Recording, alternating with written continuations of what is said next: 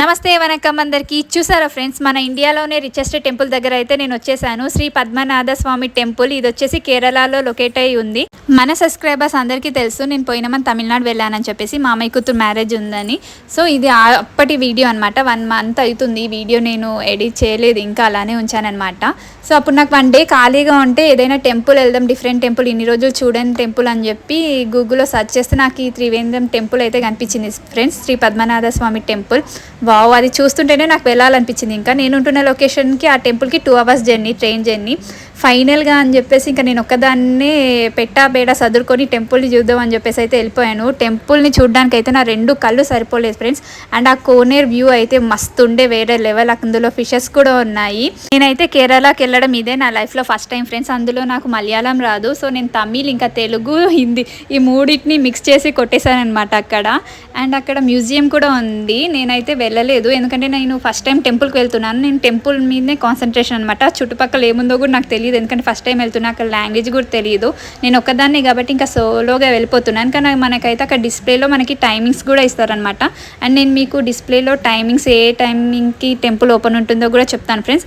And కంపల్సరీగా మనము traditional wear, I mean శారీతోనే వెళ్ళాలి. ఇఫ్ ఇన్ కేస్ మీరు పంజాబ్ డ్రెస్, జీన్స్ వేసుకున్నా కూడా అక్కడ ధోతీస్ అనేవి మీకు దొరుకుతాయి. 50 రూపీస్కి ఒక ధోతి ఇస్తారు. దాన్ని మనం ఇలా నడుము చుట్టూ చుట్టుకొని లోపలికి వెళ్ళాలి. ఇంకా బాయ్స్కి అయితే చెప్పక్కర్లేదు, పక్క ధోతియే ఉండాలి. పైన షర్ట్ని రిమూవ్ చేసేస్తారనమాట. అండ్ ఈ టెంపుల్లో గర్భగుడిలో ఉన్న స్వామి మనకి ఎలా దర్శనం ఇస్తారంటే 3 doors నుంచి దర్శనం ఇస్తారు ఫ్రెండ్స్. ఫస్ట్ డోర్లో నుంచి మనకి తల భాగం, అండ్ సెకండ్ డోర్లో నుంచి ఛాతీ భాగం, అండ్ థర్డ్ డోర్లో నుంచి మనకి కాళ్ళు కనిపిస్తాయి.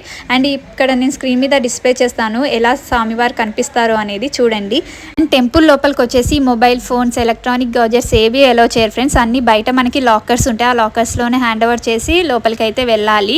అండ్ మనకి అక్కడ డ్రెస్ చేంజ్ చేసుకోవడానికి రూమ్స్ కూడా అవైలబుల్గా ఉంటాయి సర్టన్ ప్రైస్లో. సో మీకు ఏ టెన్షన్ లేదు, మీరు ఫ్రీగా వెళ్ళొచ్చు అనమాట. అండ్ ఇక్కడ రైట్ సైడ్లో చూసారా కొన్ని షాప్స్ అయితే ఉంటాయి. అందులో మనకి శ్రీ పద్మనాభ స్వామి టెంపుల్ గురించి బుక్స్ కూడా ఉంటాయి అనమాట. హిస్టరీ బుక్స్, అండ్ మనకి కేరళ స్టైల్ శారీస్, స్పైసెస్ ఇలాంటివన్నీ. నేనైతే ఏం తీసుకోలేదు, ఎందుకంటే నేను 500 బడ్జెట్తో వెళ్ళాను కాబట్టి. రిటర్న్ 500 బడ్జెట్తోనే నేను రావాలి, అందుకని చెప్పి ఏం పర్చేస్ చేయలేదు. టెంపుల్ ఒకటి చూసి వచ్చాను. ఈ టెంపుల్లో స్పెషాలిటీ ఏంటంటే మన గోపురం ఉంది కదా ఫ్రెండ్స్, ఆ గోపురంలో హోల్స్ ఉంటాయి అన్నమాట. 5 ఇట్లా క్రాస్ అవుతున్నప్పుడు అంటే సన్ని కూడా ఆ హోల్స్లో నుంచి ఇలా క్రాస్ అవుతున్నట్టయితే మనకు కనిపిస్తుంది. ఇది టైం టు టైం కనిపిస్తుందంట, 2 hours నేను ఇక్కడ స్క్రీన్ మీద అయితే పిక్ని డిస్ప్లే చేస్తాను, ఎలా కనిపిస్తుందో చూడండి. అండ్ నేను ఇంకా టైం ఉంది కదా, దర్శనం అయితే తొందరగా కంప్లీట్ అయిపోయిందని చెప్పేసి ఇంకా నేను కోవలం బీచ్కి అయితే వెళ్ళాను. బావు, చూడండి ఎంత బాగుందో. బీచ్ సౌండ్ అయితే వింటుంటే ఎంత బాగా అనిపించిందో. నేను ఒక్కదాన్నే సోలోగా అయితే వెళ్ళాను, కానీ అక్కడ చాలామంది ఉండే అనమాట, అందుకని టెన్షన్ ఏం లేదు. అండ్ ఒక అంకుల్ వచ్చి నాకు అన్నారనమాట, ఇంకెప్పుడైనా ఒకదానివి రాకమ్మా, ఎవరినైనా తీసుకురా అని. ఎందుకంటే అంకుల్ భయపడ్డాడు. అంటే ఇప్పుడు చాలా ప్లేసెస్లో ఇలా ఇన్సిడెంట్స్ జరుగుతున్నాయి కదా, అందుకని నా జాగ్రత్త కోసమే అంకుల్ అయితే చెప్పారు. నేనైతే పాజిటివ్గా తీసుకున్నాను. అండ్ అంకుల్ మలయాళీ, నేనేమో తమిళ్. నాకు లాంగ్వేజ్ అర్థం కాకపోయినా అంకుల్ యొక్క ఇంటెన్షన్ అయితే అర్థమైందనమాట. సో నాకైతే బీచ్ మొత్తం అంకులే తిప్పి చూపించాడు. నేనైతే మెయిన్గా కోవలం బీచ్కి వెళ్ళింది ఎందుకంటే శివ స్టాచ్యూ ఉంటుందన్నమాట, పెద్దది. అది చూద్దామని చెప్పేసి వెళ్తే నాకు ఆ స్టాచ్యూ కనిపించలేదు, మొత్తం బీచే కనిపించింది అనమాట.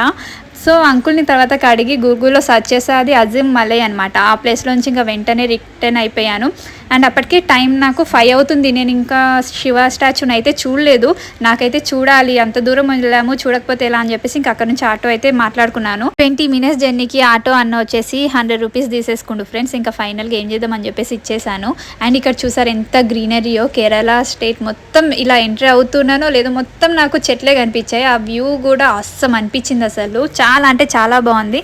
అండ్ ఫైనల్గా నేనైతే అజిమలై శివ స్టాచ్యూ దగ్గరికి వచ్చాను. ఇదైతే మనకి టెంపుల్ అనమాట, శివుడి టెంపుల్. లోపల నుంచి వెళ్తే మనకి ఆ స్టాచ్యూ కనిపిస్తుంది.